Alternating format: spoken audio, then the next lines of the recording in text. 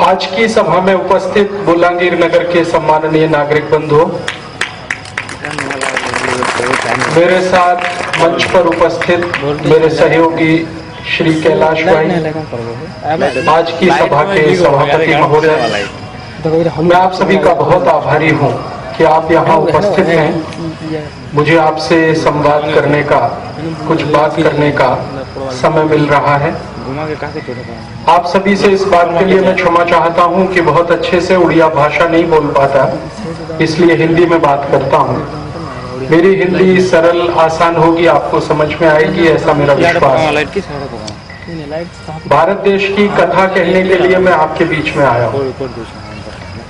हमारा भारत देश पिछले कुछ वर्षों से बहुत गंभीर समस्याओं में फंस गया है और हमारे देश की जो समस्याएं हैं उनका समाधान अगर हमने नहीं किया तो आने वाले समय में यह देश फिर से विदेशी शक्तियों का गुलाम हो सकता है, ऐसी संभावना पूरी तरह से स्पष्ट हो रही है। हमारा देश जिन गंभीर समस्याओं में फंसा हुआ है उनका समाधान हम सभी नागरिक मिलकर कर सकते हैं, ऐसा मुझे बार बार विश्वास होता है। पिछले 10, 12, 15 वर्षों से भारत की समस्याओं के बारे में कई गंभीर अभ्यास करने के बाद मुझे यह निष्कर्ष निकालने में आसानी हुई है कि भारत की सभी समस्याओं का समाधान भारतीय नागरिक मिलकर कर सकते हैं।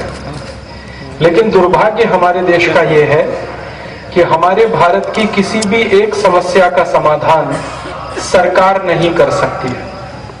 कोई राजकीय दल, कोई भी राजकीय पक्ष, कोई भी राजकीय पार्टी इस देश की किसी भी एक समस्या का समाधान नहीं कर सकते।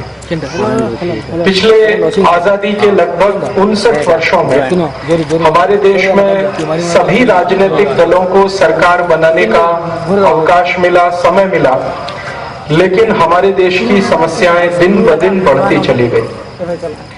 गरीबी भयंकर इस देश में एक समस्या के रूप में आई है। बेरोजगारी बहुत बड़ी समस्या है। महंगाई उससे भी बड़ी समस्या है।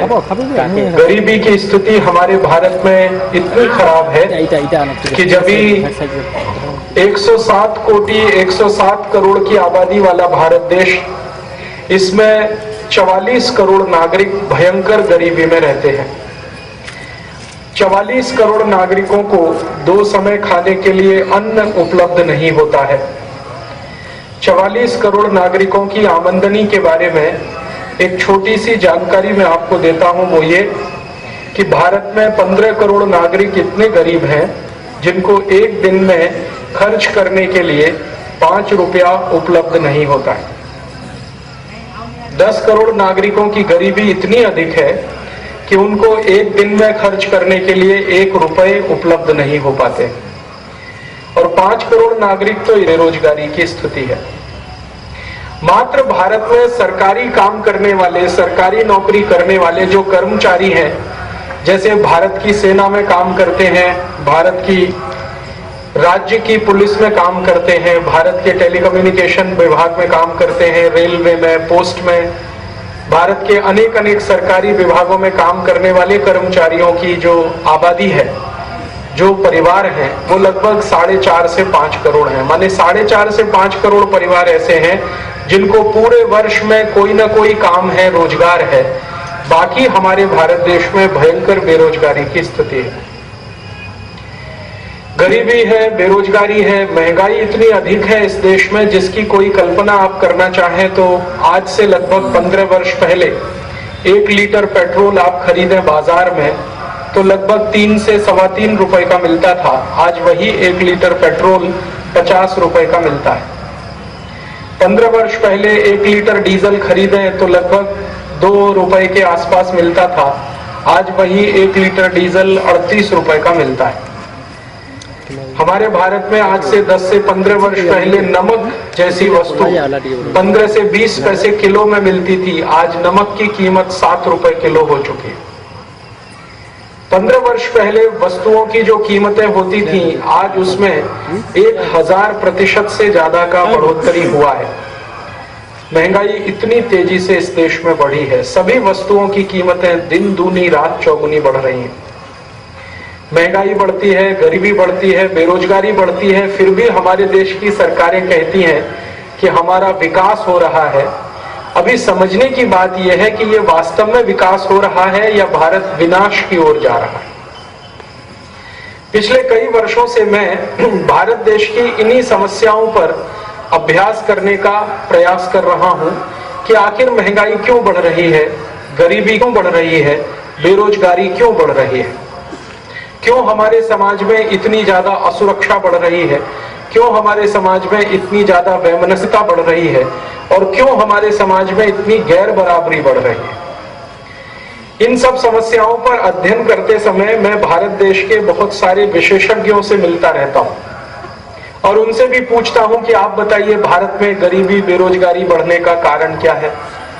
तो वो सभी लोग मुझे एक उत्तर देते हैं, वो ये कहते हैं कि भारत में गरीबी और बेरोजगारी इसलिए अधिक है क्योंकि यहाँ की जनसंख्या बहुत अधिक बढ़ रही है, पॉपुलेशन बहुत अधिक हो गई है, भारत की लोक संख्या बहुत अधिक हो गई है। तो मैंने ये जानने की कोशिश की कि भारत की लोक संख्या अधिक होने से भारत की गरीबी और बेरोजगारी का क्या संबंध है। ये समझने के लिए मैंने बहुत सारे दस्तावेज, बहुत सारे डॉक्यूमेंट्स एकत्रित किए और उनका अभ्यास करना शुरू किया। तो बात जो समझ में आई वो कुछ और है।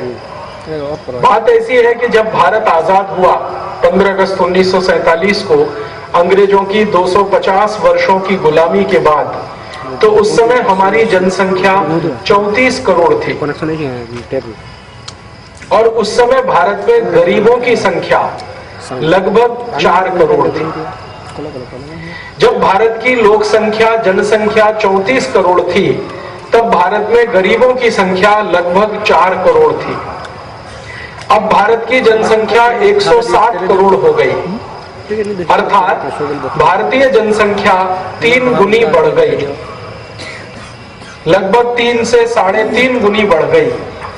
तो गरीबों की संख्या भी 3 से 3.5 गुनी बढ़ जानी चाहिए, अर्थात अभी गरीबों की संख्या 12 करोड़ होनी चाहिए अगर 107 करोड़ भारतीय नागरिक हैं तो।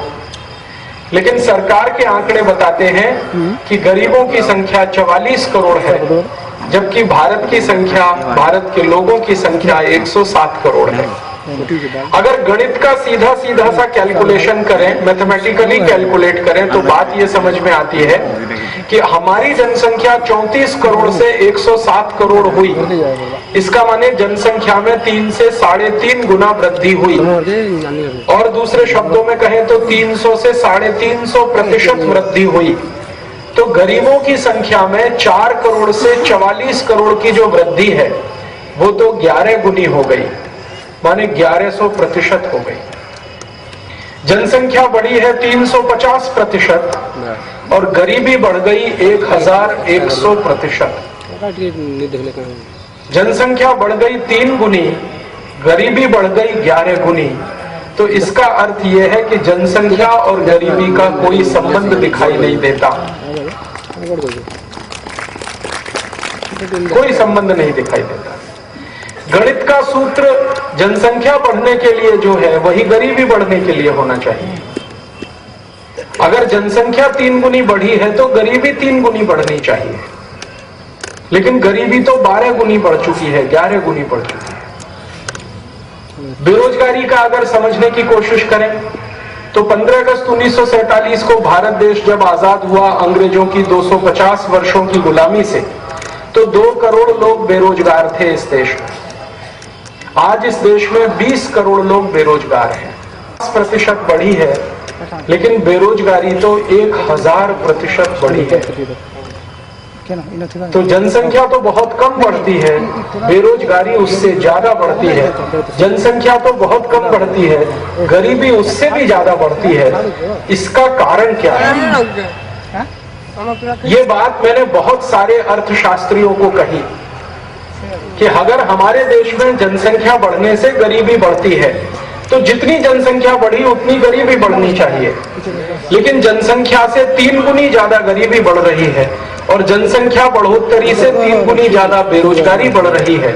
ये कैसे हो रहा है हमारे देश में? तभी वो सारे के सारे अर्थशास्त्री चुप हो जाते हैं और वो कहते हैं कि शायद अर्थशास्त्र का ये सिद्धांत गलत होता है भारत देश में।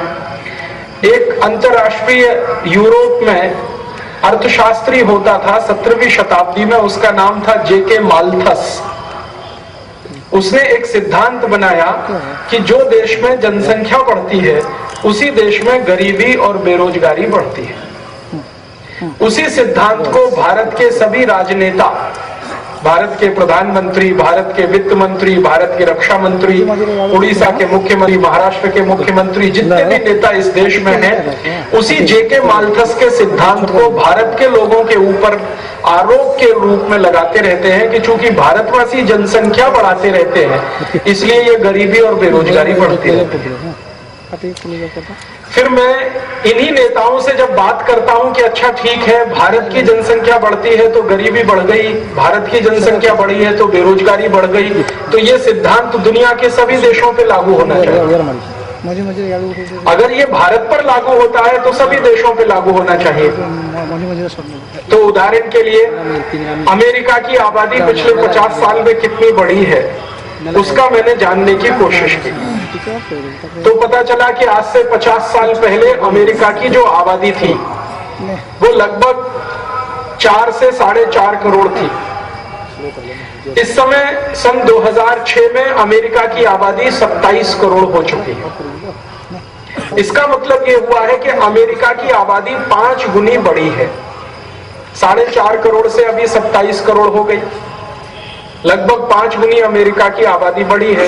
तो अमेरिका में गरीबी कम से कम 5 गुनी बढ़नी चाहिए और भारत के सूत्र को अगर अपनाएं तो अमेरिका में बेरोजगारी और गरीबी 10 से 15 गुनी अधिक होनी चाहिए। लेकिन अमेरिका की अर्थव्यवस्था का अध्ययन करें तो पता चला कि पिछले 50 साल में अमेरिका की आबादी 5 गुनी बढ़ी है और अमेरिका की अमीरी 1000 गुनी बढ़ गई है। आज से 50 साल पहले अमेरिका में सबसे गरीब आदमी की जो 1 वर्ष की आमदनी होती थी वो $50 मानी जाती थी। आज अमेरिका में सबसे गरीब आदमी की 1 वर्ष की आमदनी $50,000 है। 50 साल पहले अमेरिका का सबसे गरीब आदमी $50 1 वर्ष में कमाता था। अब सन 2006 में अमेरिका का एक आदमी सबसे गरीब 1 साल में $50,000 पाता है। तो अमेरिका में आबादी बढ़ने से अमीरी बढ़ती है, तो भारत में आबादी बढ़ने से गरीबी क्यों बढ़नी चाहिए? और अमेरिका जैसा ही एक दूसरा देश है, उसका नाम है स्विट्जरलैंड। स्विट्जरलैंड की आबादी पिछले 50 साल में लगभग 10 गुनी बढ़ी है।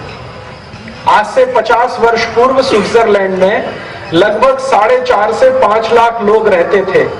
अब स्विट्जरलैंड की जो जनसंख्या है वो 65 से 70 लाख हो गई है, माने लगभग 12 से 13 गुनी उनकी जनसंख्या बढ़ी है। लेकिन स्विट्जरलैंड की अमीरी पिछले 50 साल में 10,000 गुनी बढ़ी है।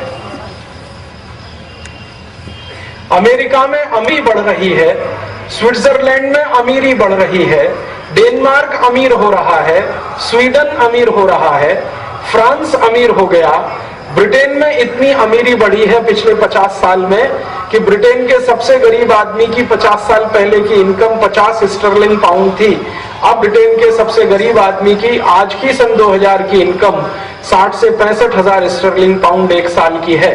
तो ब्रिटेन अमीर हो गया, फ्रांस अमीर हो गया, अमेरिका अमीर हो गया, डेनमार्क अमीर हो गया, जबकि इन सभी देशों की जनसंख्या बढ़ी है। तो भारत में जनसंख्या बढ़ने से गरीबी कैसे आ गई?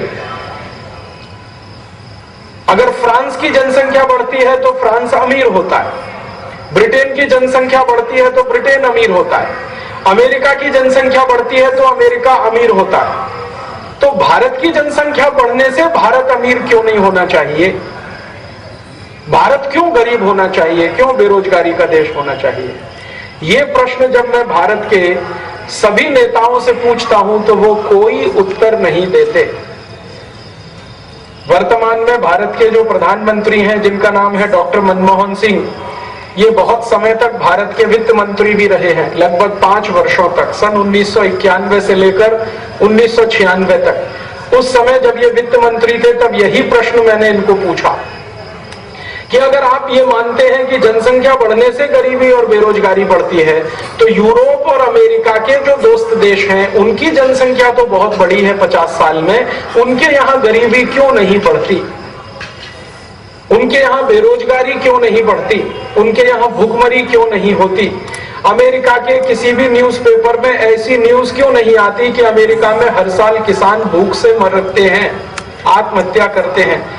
ब्रिटेन के न्यूज़पेपर में ऐसी खबरें क्यों नहीं आती, फ्रांस में ऐसा क्यों नहीं होता, जर्मनी में ऐसा क्यों नहीं होता, स्विट्जरलैंड में क्यों नहीं होता। अगर ये सिद्धांत जेके माल्थस नाम के अर्थशास्त्री का भारत के ऊपर सही साबित होता है तो यही सिद्धांत अमेरिका पर सही होना चाहिए।